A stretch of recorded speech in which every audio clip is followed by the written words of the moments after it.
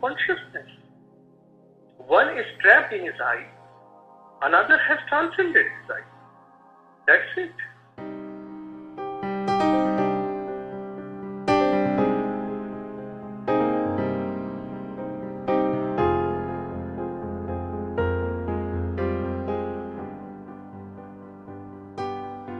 How does karma come into play in the context of good and evil actions and in the context of dharma? The law of karma acts on that someone who is trapped in his ego. Law of karma has no bearing on someone who has transcended his ego.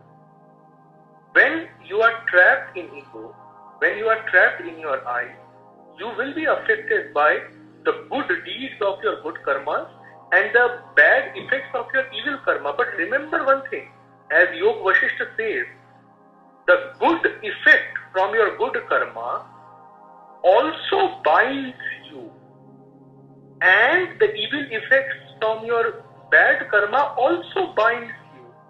The only thing is, the evil effect is like a chain of iron with nails in it, and the good effects from good karmas are like a chain of gold with roses in it.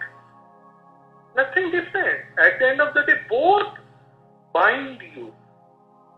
The trick is to transcend these two things. Transcend each and every duality. Transcend your ego. So the law of karma definitely has bearing on someone. Suppose you are traveling in a car. Suppose you are traveling in a car. Till the time you are inside the car, you will be affected by the fact whether the car is air conditioned or not, by the fact how is the climate of the terrain in which that car is moving. But what if you are not in the car at all? Then how does it matter? Till the time you are traveling in a car, you will definitely be affected whether the air conditioning of that car is working or not, whether that car is being driven by a chauffeur or not. So for example, you are being driven from the airport to your house in a limousine driven by a chauffeur. Your journey is great. If you are being driven in a non-AC truck, Indian truck, with no suspension and no shock absorber, your journey will be pathetic. But at the end of the day, in both the cases, you are trapped in the car and you are being affected by the condition of the car. If you are not in the car at all, then how does it matter? Is it due to illusion, or also called as Maya in Hinduism, that you feel that you're actually trapped inside this car, while in reality you're not? It's the other way around. It is only because of illusion and Maya that you don't feel that you are trapped in the car, even though you are actually trapped in the car. It is the other way around. Are Maya and duality the same? Duality is one of the infinite weapons which Maya yields.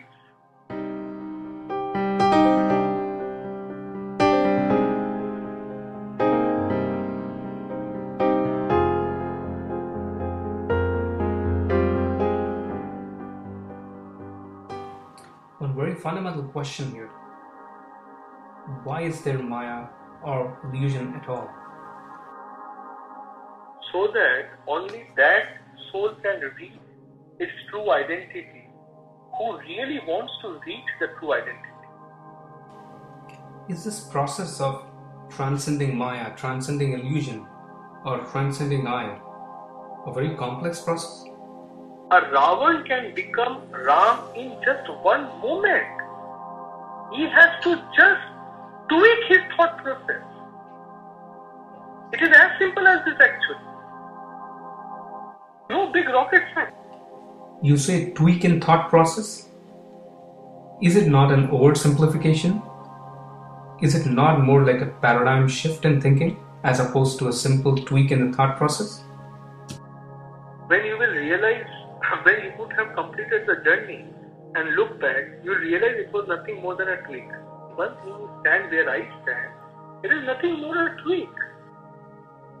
Instead of perceiving in the wrong mindset, start perceiving things in the right mindset. It's actually as simple as this.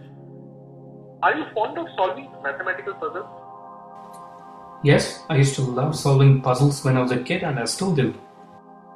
There may be a problem which will seem absolutely impossibly complex.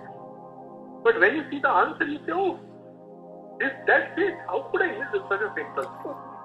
It's actually something like this. Many a times you have to just re-look at your thought process. That's it. That's the reason I love mathematics so much. I feel mathematics is the subject is closest to spirituality. Actually, mathematics is pure spirituality. People don't realize. Mathematics, I can say this with utter conviction. Mathematics is the only subject which is pure spirituality. 100% spirituality.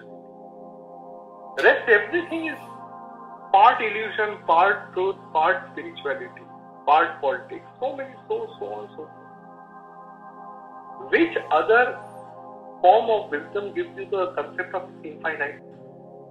Can English give you the concept of infinite? Can chemistry give you the concept of infinite? It's only math which can give you the concept of zero and infinite. And what is spirituality? Realizing that zero and infinite is one and the same thing. You look at a thing, in one angle it is infinite, another angle it is zero. The day you realize, zero was given by whom? Aryabhat, even the great Acharya. Zero is not a mathematical concept. Zero is a spiritual concept. Shunya. Shunyoham. Upanishads have been speaking for so long. Ishavasya Upanishad was the first treatise which gave the concept of infinite. Purnasvedam. It is nothing but the concept of infinite. There is a very famous shloka in it. Gives you a very beautiful concept of infinite. Om Purna Mada Purna Midam Purnat Purna Mudachyate Purnasya Purna Madaya Purna Mevavashishyate. Om Shanti Shanti Shanti. That if you take infinite out of infinite, infinite will still remain. There are only 18 shlokas in this Upanishad. It's pure mathematics. This Upanishad is fundamentally asserting the oneness of the Supreme Soul. For the enlightened one, all that exists is nothing but the self. For the enlightened one, all that exists is nothing but the same self. Om Aham Brahmasmi. I am the entire existence. And it goes on asking, so how could your delusion or suffering continue for those who know this oneness? So once you realize that this world is whole, this world is whole, that world is whole, from whole comes the whole. If you take away whole from the whole, what remains is still whole. Whole means W-H-O-L-E, whole, Purna.